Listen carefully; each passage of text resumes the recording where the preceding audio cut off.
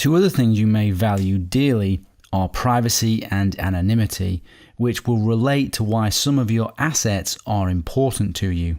You may wish your emails to remain private, you may wish your identity to remain unknown, but privacy and anonymity are not the same thing. So let's explore the difference. So privacy is nobody seeing what you do, but potentially knowing who you are. Privacy is about content. Privacy is about maintaining confidentiality and keeping secrets. One example of privacy could be if you send an encrypted email to a friend. Only you and they can read it, so it's private from the world and not public. Another example, if you register with a cloud storage provider such as Dropbox, you are not anonymous, but if you encrypt the files and only you have the key, the data is private. You have privacy. You are private in your own home, as no one knows what you do in your home. You are not anonymous, as everyone knows that you live there.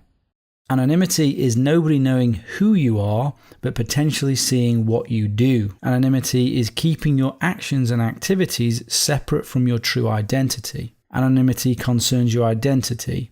Anonymity is when, out of a set of all possible people, there is an equal chance it could be anyone. You may desire this for viewing content, but not for making it.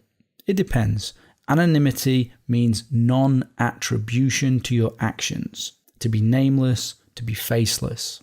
One example, you connect to the internet through an anonymizing service like Tor and post a message about women's rights under an anonymous username, maybe in a country where that's a crime.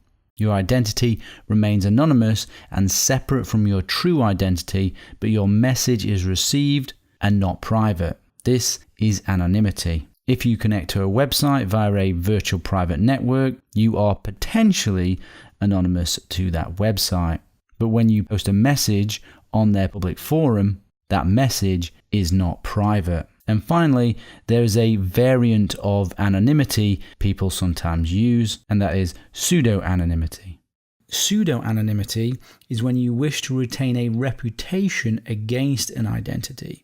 A common example is having an alias for social media or for a forum online. And this picture sums it up. An adversary may not know who the blue bag user is, but they can attribute posts and activities to him or her. This is an alias, a cover, a false identity. So hopefully that should make it clear the distinction between privacy, anonymity, and pseudo-anonymity, so you can understand what you might want in your own situation. Often the three terms get used interchangeably, and even I make the mistake myself. But it's important to understand the difference because different solutions provide privacy over anonymity and pseudo-anonymity. One of the more interesting pseudonyms of modern times is Satoshi Nakamoto, the creator of Bitcoin. If you're not familiar with who he is, that's a little extra reading you can do for fun. In most countries, you have the right to privacy and anonymity if you so choose, protected under law. In most countries, stealing your personal and private information is a crime. For example, the content of an email is personal information.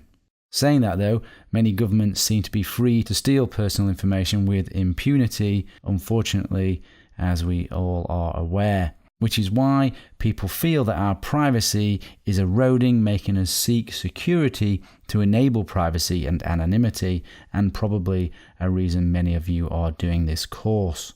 So, adding to your list of assets or what is important to you might also be your privacy and anonymity. And your need may be greater or less than others that are on the course. As we go through the course, consider your needs for protecting your assets. That includes privacy and anonymity, as these will determine the security that you require.